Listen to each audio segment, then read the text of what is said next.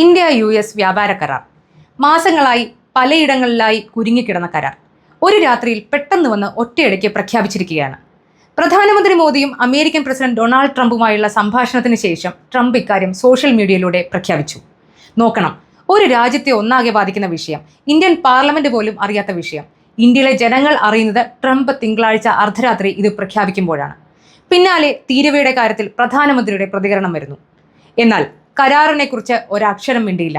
ട്രംപിന് നന്ദി പറഞ്ഞുകൊണ്ട് മോദി എക്സിൽ ഒരു പോസ്റ്റ് ഇടുന്നു, അത്രയുള്ളൂ. തിങ്കളാഴ്ചയും ചൊവ്വാഴ്ചയും പാർലമെന്റ് ചേർന്നിരുന്നുവെങ്കിലും സർക്കാർ ഈ വിഷയത്തിൽ മൗനം പാലിച്ചു. പിന്നെ ചൊവ്വാഴ്ച വൈകിട്ട് കേന്ദ്ര വാണിജ്യമന്ത്രി പീയൂഷ് ഗോയൽ വാർത്താ സമ്മേളനം വിളിക്കുന്നു. കരാർ സംബന്ധിച്ച കാര്യം ആദ്യമായി സ്ഥിരീകരിക്കുന്നു. കരാറിനെ കുറിച്ച് കാര്യമായൊന്നും മന്ത്രി വിശദീകരിച്ചതുമില്ല. മാധ്യമപ്രവർത്തകർക്ക് ചോദ്യങ്ങൾ ചോദിക്കാനുള്ള അവസരം പോലും നൽകിയില്ല. ഇന്ത്യക്കുള്ള നികുതി 25 മുതൽ 18% വരെ കുറയ്ക്കുമെന്നാണ് അമേരിക്കയുടെ വാഗ്ദാനം. ഇതുകൊണ്ടാണ് അവർ ആദ്യം കരാർ പ്രഖ്യാപിച്ചതെന്നാണ് മന്ത്രിയുടെ അവകാശവാദം. അതിന് പകരമായി ഇന്ത്യ അമേരിക്കയുടെ $500 ബില്യൺ ഉൽപ്പന്നങ്ങളുടെ ഇറക്കുമതി അംഗീകരിക്കും. US ഉൽപ്പന്നങ്ങൾക്കുള്ള ഇന്ത്യൻ തീരുവ ഇല്ലാതാക്കും, അതായത് പൂജ്യമാക്കും എന്നാണ് പറയുന്നത്. അഗ്രികൾച്ചർ, കൽക്കരി, എനർജി, ടെക്നോളജി എന്നിങ്ങനെ വിവിധ മേഖലകളിൽ നിന്നുള്ള അമേരിക്കൻ ഉൽപ്പന്നങ്ങൾ ഇന്ത്യ തീരുവയില്ലാതെ വാങ്ങുമെന്നാണ് ട്രംപിന്റെ വാദം. ഇന്ത്യ റഷ്യൻ എണ്ണം വാങ്ങുന്നത് നിർത്താൻ സമ്മതിച്ചെന്നും ട്രംപ് പുറത്തുവിട്ട കുറിപ്പിൽ പറയുന്നു. ഇക്കാര്യം കേന്ദ്ര സർക്കാർ ഇതുവരെ സ്ഥിരീകരിച്ചിട്ടില്ല. ഈ തീരുവ കുറയ്ക്കുന്നു എന്ന് കേൾക്കുമ്പോൾ പ്രത്യക്ഷത്തിൽ ഇത് കൊള്ളാമല്ലോ എന്ന് തോന്നും. എന്നാൽ കാണുന്ന പോലെ അത്ര സിമ്പിൾ ആയിരിക്കില്ല കാര്യങ്ങൾ. കരാറിൽ പ്രധാനമന്ത്രി ധൃതി വെച്ച് ഒപ്പുവെച്ചത് സമ്മർദ്ദത്തിന് വഴങ്ങിയാണെന്നാണ് പ്രതിപക്ഷ നേതാവ് രാഹുൽ ഗാന്ധി ആരോപിക്കുന്നത്. വിവാദമായ ഐപ്സ്റ്റീൻ ഫയലുകൾ US ഇതുവരെ പുറത്തുവിട്ടതിനേക്കാൾ വിവരങ്ങളുണ്ട്. US അദാനിക്കെതിരായ കേസ് അത് യഥാർത്ഥത്തിൽ മോദിക്കെതിരെയുള്ള കേസാണെന്നും രാഹുൽ ആരോപിക്കുന്നു. പെട്രോളിയം മിനിസ്റ്റർ ഹർദീപ് പുരിയുടെ പേര് മുമ്പ് തന്നെ ഐപ്സ്റ്റീൻ ഫയലിൽ പുറത്തു വന്നിരുന്നു. ഇപ്പോൾ മോദിയും അനിൽ അംബാനിയും അടക്കമുള്ളവരുടെ പേരുകളും പുറത്തു വന്നിരിക്കുകയാണ്. ഇതൊന്നും പ്രൂവ് ചെയ്യപ്പെട്ടിട്ടില്ല എന്നത് സത്യമാണ്. പ്രധാനമന്ത്രിയുടെ ഓഫീസ് ആരോപണങ്ങൾ തള്ളുകയും ചെയ്തിരുന്നു. എന്നാൽ അതിന് തൊട്ടു പിന്നാലെ വ്യാപാര കരാർ വരുന്നതിലാണ് പലരും സംശയത്തോടെ വീക്ഷിക്കുന്നത്. ചിലപ്പോൾ ഇതെല്ലാം കോയിൻസിഡൻസ് മാത്രമായിരിക്കാം. ബ്രൈബറി, സെക്യൂരിറ്റി ഫ്രോഡ് ഉൾപ്പെടെ വിവിധ കേസുകൾ അദാനിക്കെതിരെ US നിലവിലുണ്ട്. തനിക്ക് സമൻസ് ലഭിച്ചിട്ടുണ്ടെന്ന് അവസാനം അദാനി തന്നെ സ്ഥിരീകരിക്കുകയും ചെയ്തിരുന്നു. ഈ സ്ഥിരീകരണത്തിന് ശേഷം 3 ദിവസത്തിനുള്ളിൽ വ്യാപാര കരാറും വരുന്നു. ഇതും ചിലപ്പോൾ കോയിൻസിഡൻസ് ആയിരിക്കാം. എന്നാൽ രാഹുൽ ഗാന്ധിയുടെ ആരോപണങ്ങൾ അത്ര എളുപ്പത്തിൽ തള്ളിക്കളയാനാവില്ല എന്ന് മാത്രം. ഇരു കൂട്ടർക്കുമുള്ള ബെനിഫിറ്റുകൾക്കായി ഇരുവരും ചേർന്ന് വയ്ക്കുന്നതാണ് ഒരു കരാർ. എന്നാൽ ഒരാൾ ഒരു കണ്ടീഷൻ വയ്ക്കുന്നു, മറ്റേയാൾക്ക് അത് അംഗീകരിക്കേണ്ടി വരുന്നു. ഇന്ത്യ റഷ്യൻ ഓയിൽ വാങ്ങുന്നത് നിർത്തുമെന്നും അമേരിക്കയിൽ നിന്നും വെനസ്വേലയിൽ നിന്നും ഓയിൽ വാങ്ങിക്കുമെന്നും മോദി സമ്മതിച്ചതായി അവകാശപ്പെട്ട് ട്രംപ് ആദ്യം രംഗത്ത് വരുന്നു. ഇക്കാര്യത്തിൽ കഴിഞ്ഞ കുറച്ചു മാസങ്ങളായി അമേരിക്ക ഇന്ത്യയുടെ മേൽ സമ്മർദ്ദം ചെലുത്തി വരികയായിരുന്നു. ഇതിന്റെ ഭാഗമായി ട്രംപ് ഇന്ത്യക്ക് 25% അധിക തീരുവയാണ് അടിച്ചേൽപ്പിച്ചത്. അതോടെ കഴിഞ്ഞ നവംബർ മുതൽ ഇന്ത്യ റഷ്യയിൽ നിന്നുള്ള ഓയിൽ ഇറക്കുമതി ഒരു ഘട്ടത്തിൽ അത് 40% വരെ എത്തിയിരുന്നു. ഇത് ഗണ്യമായി കുറയ്ക്കുകയും അമേരിക്കയിൽ നിന്ന് 10% ഓയിൽ വാങ്ങാനും തുടങ്ങി. റഷ്യയിൽ നിന്ന് ഇന്ത്യ ഓയിൽ വാങ്ങുന്നതിന് പെനാൽറ്റി ഉൾപ്പെടെ ഏർപ്പെടുത്തിയ US ഇന്ത്യയെ സമ്മർദ്ദത്തിലാക്കിയിരുന്നു. ഇനി ഇതെല്ലാം യാദൃശ്ചികമാണെന്ന് വാദിക്കുകയാണെങ്കിൽ അപ്പോൾ പിന്നെ ഈ കരാർ കൊണ്ട് ആർക്കാണ് മെച്ചം എന്ന് ആലോചിക്കേണ്ടി വരും. വളരെ ഗംഭീര കരാറാണെന്ന് പറയുന്നതല്ലാതെ കേന്ദ്ര സർക്കാർ ഇത് സംബന്ധിച്ച ഒരു കാര്യവും തുറന്നു പറയുന്നില്ല. താരിഫിൽ കുറവ് വരുത്തിയെന്ന് അവകാശപ്പെടുന്നു. ട്രംപ് പറഞ്ഞതനുസരിച്ചാണെങ്കിൽ അമേരിക്ക 18%, ഇന്ത്യ 0% കുറച്ചു എന്ന് വേണം ഉറപ്പിക്കാൻ. ഇന്ത്യയിൽ 0 US 18% വരുന്നത് അത്ര പോസിറ്റീവായ കാര്യമാണോ? ട്രംപിന് മുമ്പുള്ള കാലഘട്ടത്തിൽ ഇത് 2-3% ഓർക്കണം. ഇന്ത്യയും US തമ്മിൽ ഏതാണ്ട് $200 ബില്യൺ വ്യാപാരം ഇപ്പോൾ നടക്കുന്നുണ്ടെന്നാണ് കണക്ക്. ഇത് ഇന്ത്യ അമേരിക്കയിലേക്ക് അയക്കുന്ന ഉൽപ്പന്നങ്ങളുടെ കണക്കെടുത്താൽ $130 ബില്യൺ വാണിജ്യ കയറ്റുമതിയാണ്. അമേരിക്കയിൽ നിന്ന് ഇന്ത്യയിലേക്കുള്ള $83 ബില്യൺ ഇറക്കുമതിയും നടക്കുന്നു. അമേരിക്കയേക്കാൾ ഇന്ത്യയാണ് വാണിജ്യ കയറ്റുമതിയിൽ മുന്നിൽ എന്ന് കാണാം. ഇന്ത്യ ഏതാണ്ട് $50 ബില്യൺ ഇതിൽ നിന്ന് ലാഭമുണ്ടാക്കുകയും ചെയ്തിരുന്നു എന്നാണ് കണക്ക്. എന്നാൽ ട്രംപ് വന്നപ്പോൾ ഈ ഇംബാലൻസ് ഇല്ലാതാക്കാൻ റെസിപ്രോക്കൽ താരിഫുകൾ പ്രഖ്യാപിച്ചു. 26% റെസിപ്രോക്കൽ താരിഫാണ് ഇന്ത്യക്ക് മേൽ ചുമത്തിയിരുന്നത്. അതിനു പുറമെ റഷ്യയിൽ നിന്ന് ഓയിൽ വാങ്ങിക്കുന്നതിന് 50% താരിഫ് കൂടി ചുമത്തി. പനിഷ്മെന്റ് താരിഫായിരുന്നു അത്. ഇന്നിപ്പോൾ താരിഫ് 18% ആവുമെന്ന് പറയുന്നു. പലരും അക്കാര്യം സെലിബ്രേറ്റ് ചെയ്യുന്നു.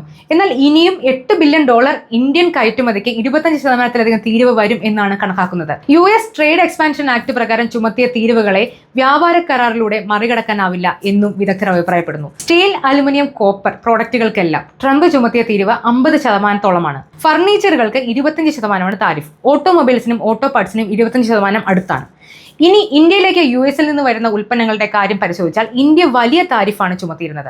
ട്രംപിന് ഇക്കാര്യത്തിൽ എല്ലായ്പ്പോഴും പ്രശ്നങ്ങൾ നിലനിന്നിരുന്നു. പ്രസിഡന്റ് ആവുന്നതിന് മുമ്പ് തന്നെ ഇന്ത്യയെ താരിഫ് കിങ് എന്നാണ് ട്രംപ് വിശേഷിപ്പിച്ചിരുന്നത്. എന്നാൽ ട്രംപിന്റെ ഈ പുകഴ്ത്തലിന്റെ ഭവിഷ്യത്ത് മനസ്സിലാക്കിയ ഇന്ത്യ ട്രംപ് പ്രസിഡന്റ് ആയത് മുതൽ അദ്ദേഹത്തെ സന്തോഷിപ്പിക്കുന്ന കാര്യങ്ങൾ ചെയ്യാൻ ശ്രമിച്ചു. മുമ്പ് നെഹ്റു ചൈനയുടെ കാര്യത്തിൽ ചെയ്തതുപോലെ ഒരു നയം ഇന്ത്യ സ്വീകരിച്ചു. അടുത്ത യൂണിയൻ ബജറ്റിൽ 1600 cc കൂടുതലുള്ള ബൈക്കുകളുടെ താരിഫ് 50% നിന്ന് 30% കുറച്ചുകൊണ്ടായിരുന്നു ഇന്ത്യ ഇതിന് തുടക്കമിട്ടത്. ബർബോൺ വിസ്കിയുടെ താരിഫ് 150% നിന്ന് 50% കുറച്ചു. ഒരു വ്യാപാര കരാറിന്റെയും ഭാഗമായിട്ടല്ല ഇതൊന്നും ചെയ്തത്. അമേരിക്കയെ സന്തോഷിപ്പിക്കാനായി ബജറ്റിൽ പോലും പ്രഖ്യാപനങ്ങൾ ഉണ്ടായി എന്ന് ചുരുക്കം. ഇനി ട്രംപിന്റെ മറ്റൊരു അവകാശവാദം നോക്കാം. $500 ബില്യൺ ഇറക്കുമതിക്ക് മോദി സമ്മതിച്ചു എന്നാണ് അദ്ദേഹം കുറിച്ചത്. അതായത് ഇപ്പോഴുള്ള ഇറക്കുമതിയുടെ 10 മടങ്ങ് വരും ട്രംപ് പറഞ്ഞ കണക്ക്. ഇനി ഏത് സെക്ടറിന്റെ കാര്യത്തിലാണ് ഇത് പറഞ്ഞത് എന്നതാണ് ഇതിൽ ഏറ്റവും പ്രധാന കാര്യം. അത് വരും ദിവസങ്ങളിൽ കൂടുതൽ അറിയാം. ഇനി കാർഷിക മേഖലയിലേക്ക് വരാം. വർഷങ്ങളായി കാർഷിക മേഖലയെ പ്രൊട്ടക്ട് ചെയ്തുകൊണ്ടുള്ള കരാറുകൾക്ക് ഇന്ത്യ വഴങ്ങിയിട്ടുള്ളൂ. ഈ മേഖലയിൽ വ്യാപാര സമ്മർദ്ദങ്ങൾക്ക് ഇന്ത്യ ഒരിക്കലും വഴങ്ങിക്കൊടുത്തിട്ടില്ല. യൂറോപ്യൻ യൂണിയനോടും ന്യൂസിലൻഡിനോടും കരാറുണ്ടാക്കിയപ്പോൾ പോലും കാർഷികോൽപ്പന്ന ഇറക്കുമതിയിൽ പിടിച്ചു നിൽക്കാൻ ഇന്ത്യക്കായി. കർഷകരുടെ വ്യാപക പ്രതിഷേധങ്ങളും ഇന്ത്യയെ ഇതിൽ നിന്ന് പിന്തിരിപ്പിച്ചു എന്ന് പറയാം. BJP പ്രതിപക്ഷത്തിരുന്ന സമയത്തും കാർഷിക മേഖലയിലെ ഇറക്കുമതിയെ എതിർത്തിരുന്നവരാണ്.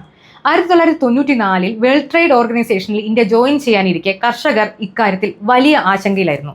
കാരണം ഇന്ത്യയിലെ ഫാം സെക്ടറിൽ ചെറുതും വലുതുമായ സബ്സിഡികൾ വിതരണം ചെയ്തിരുന്നു. എന്നാൽ WTO ഇത് അനുവദിച്ചിരുന്നില്ല. അന്ന് സർക്കാരിനെതിരെ കർഷകർ പ്രതിഷേധിച്ചപ്പോൾ ആ പ്രതിഷേധങ്ങൾക്ക് പിന്തുണ പ്രഖ്യാപിച്ചതിൽ BJP ഉണ്ടായിരുന്നു. വാജ്പേയിയും മുരളി മനോഹർ ജോഷിയും അന്ന് കർഷകരുടെ ശബ്ദമായി മാറി. അന്നു മുതൽ ഇന്ത്യയിലെ കർഷകരെ ഗ്ലോബലൈസേഷൻ സമ്മർദ്ദങ്ങളിൽ നിന്ന് മാറ്റി നിർത്തേണ്ടത് BJPയുടെ അജണ്ടയായി. അന്നത്തെ സർക്കാർ സബ്സിഡികളുടെ കാര്യത്തിൽ WTOയോട് പോരാടുകയും ഇന്ത്യക്ക് മറ്റു രാജ്യങ്ങളിൽ നിന്ന് വ്യത്യസ്തമായി സബ്സിഡിയുടെ കാര്യത്തിൽ ഒഴിവുകഴിവ് ലഭിക്കുകയും ചെയ്തു. എന്നാൽ ഇതൊന്നും ട്രംപിന്റെ കാര്യത്തിൽ വിലപ്പോയില്ല എന്നാണ് ഇപ്പോൾ മനസ്സിലാക്കാൻ കഴിയുന്നത്. വാണിജ്യമന്ത്രി പീയൂഷ് ഗോയൽ പറഞ്ഞത് കൃഷി ക്ഷീരമേഖലകളെ പ്രൊട്ടക്ട് ചെയ്തുകൊണ്ടാവും കരാർ എന്നാണ്.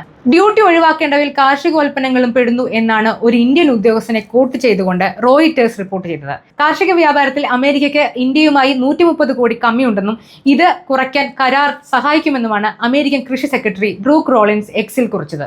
ഗ്രാമീണ അമേരിക്കൻ കർഷകരുടെ വരുമാനം ഗണ്യമായി കൂടുമെന്നും അദ്ദേഹത്തിന്റെ കുറിപ്പിൽ പറയുന്നു. അങ്ങനെ നോക്കിയാൽ ഇത് മന്ത്രി പീയൂഷ് ഗോയൽ പറഞ്ഞതിന് വിരുദ്ധമാണ്. എന്നാൽ ഇത്തരത്തിലാണ് കാര്യങ്ങൾ മുന്നോട്ട് പോകുന്നതെങ്കിൽ അത് ഇന്ത്യയിലെ കർഷകരെ സംബന്ധിച്ച് എന്ത് മാറ്റമാണ് ഉണ്ടാക്കാൻ പോകുന്നതെന്ന് പറയാനാവില്ല. ഇന്ത്യക്ക് ഈ കരാറിൽ ഗുണമില്ല എന്നല്ല പറഞ്ഞു വരുന്നത്. എന്നാൽ ഈ കരാറിൽ ഇതുവരെ പുറത്തു വന്നിട്ടുള്ള കാര്യങ്ങൾ നോക്കുമ്പോൾ ഇന്ത്യയേക്കാൾ ഇതുകൊണ്ട് ഗുണം അമേരിക്കയ്ക്കാവാനാണ് സാധ്യത. വളരെ ദുർബലമായ കാർഷിക മേഖലയിലേക്കുള്ള വഴിവരെ തുറന്നിട്ട് കൊടുക്കുന്ന, അമേരിക്കയുടെ കയറ്റുമതിക്ക് 0 താരിഫ് പ്രഖ്യാപിക്കുന്ന, അവരുടെ ഓയിൽ വാങ്ങാൻ സമ്മതിക്കുന്ന കരാർ.